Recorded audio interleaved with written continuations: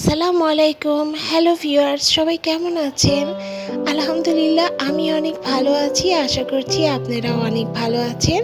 Let's cookie yummy ফুডে আপনাদের সবাইকে স্বাগতম জানিয়ে আবারও একটা নতুন রেসিপি নিয়ে চলে আসলাম। পটল দিয়ে যে এত মুচমুচে এত মজাদার নাস্তা তৈরি করা যায় তা আমি তৈরি না করলে বিশ্বাসই করতে পারতাম না। সাধারণ একটা পটল দিয়ে যে এত অসাধারণ একটি নাস্তা তৈরি করা যায় তা আজকে আমি আপনাদের মাঝে শেয়ার করে দেখাবো। ঝটপট বিকালের নাস্তায় বা চায়ের আড্ডায় এই নাস্তার কোনো তুলনাই হয় না। তো চলুন দেখে নেওয়া যাক এই রেসিপিটা। এখানে আমি 4টা পটল নিয়ে নিয়েছি এবং পটলগুলোকে এখন আমি একটু খোসা এড়িয়ে নিব। তো দেখুন বন্ধুরা, প্রথমে আমি পটলের এই মুখটাকে কেটে নিচ্ছি, এরপরে আমি খোসাটাকে ছাড়িয়ে নিব। ভিডিওটা কেউ স্কিপ করবেন না, তাহলে কিন্তু বুঝতে পারবেন না আমি কিভাবে এই নাস্তা রেসিপিটা তৈরি করছি। তো দেখুন বন্ধুরা, আমি এইভাবেই খোসাটাকে ছাড়িয়ে নিচ্ছি এবং আমি পুরো খোসাটা কিন্তু ছাড়িয়ে নিব না, জাস্ট এইভাবেই একটু ফাঁকা ফাঁকা করে পটলের গায়ের থেকে এই খোসাটাকে ছাড়িয়ে নিব।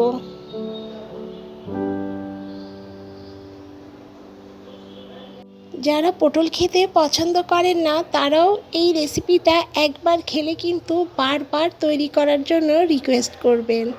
তো দেখুন বন্ধুরা, এভাবে আমি খোসাগুলোকে ছাড়িয়ে নিয়েছি এবং মাঝখান থেকে এভাবে আমি ফালি করে নিচ্ছি। এই রেসিপিটা তৈরি করতে কিন্তু খুবই সহজ এবং ঝটপট কিন্তু ঘরোয়া উপকরণ দিয়ে কিন্তু তৈরি করে নেওয়া যায়। তো দেখুন বন্ধুরা, এভাবে আমি পটলের মাঝখান থেকে এই বিচিগুলোকে ছাড়িয়ে নিচ্ছি। এবার খুব ভালো করে খেয়াল করবেন, এখানে আমি যতটা চিকন চিকন করে এটাকে ফালি করে নেওয়া যায়, জাস্ট এইভাবে আমি চিকন চিকন করে এখান থেকে ফালি ফালি করে নিচ্ছি। পুরো পটলটা কিন্তু ফালি করা যাবে না, জাস্ট মুখের কাছ থেকে এভাবে আমি চিকন চিকন করে কেটে নিচ্ছি। এই নাস্তার রেসিপিটা এতটাই সুস্বাদু যে বাইরের লেয়ারটা হবে একদম ক্রিস্পি আর ভেতরেরটা নরম, যেন মুখে দিলেই মনে হবে মিলিয়ে যাচ্ছে, এতটাই সুস্বাদু।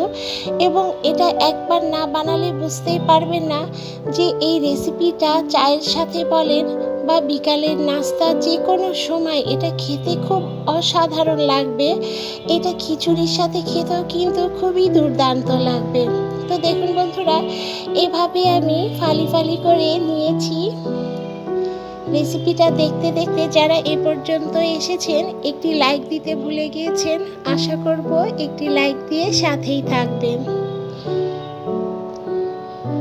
তো দেখুন বন্ধুরা, এভাবে আমি পটলগুলোকে ফালি ফালি করে নিয়েছি, যতটা সম্ভব পাতলা পাতলা করে চিকন চিকন করে কেটে নেওয়া যায়। এখন এখানে আমি গুঁড়ো মশলা অ্যাড করে দিচ্ছি। এখানে আমি 1 চা চামচ পরিমাণ হলুদের গুঁড়া, 1 চা চামচ পরিমাণ মরিচের গুঁড়া, ঝালটা আপনারা যে যার টেস্ট অনুযায়ী অ্যাড করে দিবেন। এখানে আমি 1/2 চা চামচ পরিমাণ ধনিয়া গুঁড়া এবং 1/2 চা চামচ পরিমাণ ভাজা জিরে গুঁড়া অ্যাড করে দিয়েছি এবং এখানে আমি স্বাদ মতো লবণ এবং 1 চা চামচ পরিমাণ চাট মশলা অ্যাড করে দিয়েছি এবং এখানে কিন্তু আমি এখন 2 চামচ পরিমাণ বেসন অ্যাড করে দিচ্ছি। এখানে এবার আমি একটু সামান্য পানি ছিটিয়ে দিচ্ছি, তাহলে খুব ভালো করে মশলাগুলো পটলের সাথে লেগে যাবে। তো দেখুন বন্ধুরা, এভাবে আমি হাতের সাহায্যে একটু ডলে ডলে এভাবে আমি লাগিয়ে নিচ্ছি। রেসিপিটা ভালো লাগলে সাবস্ক্রাইব করে সাথে থাকতে পারেন, আর বেশি ভালো লাগলে শেয়ার করে সবাইকে দেখার সুযোগ করে দিতে পারেন। তো দেখুন বন্ধুরা, এভাবে আমি সমস্ত মশলাগুলো পটলের সাথে লাগিয়ে নিচ্ছি এবং এই রেসিপিটা খেতে এতই মজার বন্ধুরা। তো দেখুন বন্ধুরা, মশলাগুলো আমার খুব ভালোভাবে লাগিয়ে নেওয়া হয়ে গিয়েছে। এখন আমি একটা ব্যাটার তৈরি করে নিব। তো এইভাবে আমি আপনাদেরকে দেখিয়ে দিচ্ছি কতটা সুন্দর করে মশলাগুলো লাগিয়ে নেওয়া হয়ে গেছে। এখন আমি 10 মিনিটের জন্য রেস্টে রেখে দেব। এই ফাঁকে একটা ব্যাটার তৈরি করে নিব। এখানে আমি প্রায় হাফ কাপ পরিমাণ বেসন নিয়ে নিয়েছি এবং এখানে আমি 1 চা চামচ পরিমাণ বেকিং পাউডার অ্যাড করে দিয়েছি। বেকিং পাউডারটা দিলে খুব সুন্দর পরিমাণ উপরের লেয়ারটা ক্রিস্পি হয়। এখানে এবার আমি 1 চা চামচ পরিমাণ হলুদের গুঁড়া এবং 1 চা চামচ পরিমাণ মরিচের গুঁড়া অ্যাড করে দিচ্ছি। এই নাস্তাটা একটু ঝাল ঝাল হলে খুব খেতে ভালো লাগে। এবং এখানে এবার আমি হাফ চা চামচ পরিমাণ লবণ অ্যাড করে খুব ভালোভাবে এই শুকনো উপকরণগুলো মিশিয়ে নিচ্ছি একটি কাঁটা চামচের সাহায্যে।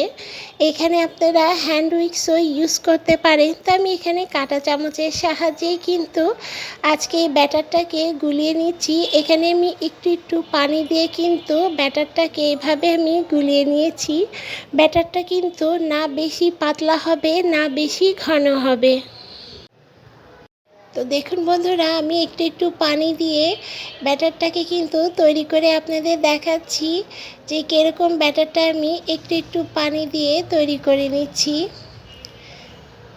তো আপনারা ব্যাটারটা দেখলেই কিন্তু বুঝতে পারবেন যে এখানে কীরকম ঘনত্বটা হবে। যারা কখনো পটল খেতে পছন্দ করেন না তারা একবার হলো এভাবে তৈরি করে দেখুন, একটা না 10টা খেয়ে ফেলবেন, কথা দিলাম। তো দেখুন বন্ধুরা, ব্যাটারটা আমার তৈরি করা হয়ে গিয়েছে। এখন আমি চুলায় সাদা তেল দিয়ে এটাকে আমি ভেজে নিব। তেলটা আমি খুব বেশি গরম করি নাই, তাহলে কিন্তু পটলটা কাঁচা থাকবে।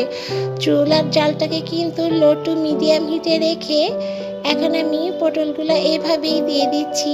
আপনি পটলগুলোকে দিয়া দেখলেই বুঝতে পারবেন যে তেলের হিটটা কীরকম হয়েছে।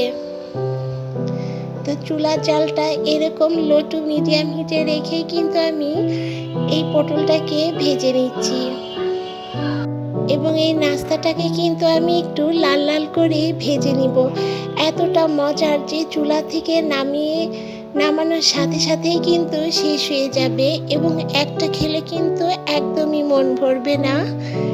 পেট ভরবে কিন্তু মন কিন্তু ভরবে না। এতটাই ক্রিস্পি এবং এতটাই সুস্বাদু। একবার হলেও কিন্তু এটার অবশ্যই ট্রাই করার রিকোয়েস্ট থাকলো। তো দেখুন বন্ধুরা, এভাবে আমি লাল লাল করে কিন্তু সমস্ত নাস্তাগুলোকে ভেজে নিব। আমি এই একই তেলে এভাবেই কিন্তু এক এক করে নাস্তাগুলোকে ভেজে নিব। তো আমি আবারও দেখিয়ে দিচ্ছি যে এভাবেই আমি লাল লাল করে সমস্ত নাস্তাগুলোকে দেখুন বন্ধুরা ভেজে নিয়েছি এবং খেতে কিন্তু অসম্ভব মজার। এবং এই নাস্তাটা তৈরি করার জন্য কিন্তু পটলটাকে যতটা সম্ভব একটু বড় হলে কিন্তু এটা খেতে কিন্তু অনেকটা মজা লাগবে। তো দেখুন বন্ধুরা, রেসিপিটা আমার তৈরি হয়ে গিয়েছে। ভালো লাগলে অবশ্যই লাইক কমেন্ট শেয়ার করে সাথেই থাকবেন এবং অবশ্যই জানাবেন কেমন লাগলো আমার আজকের এই রেসিপিটা। তো আজকের মতো এই পর্যায়েই সবাই ভালো থাকবেন, সুস্থ থাকবেন এবং সাবধানে থাকবেন। আল্লাহ হাফেজ।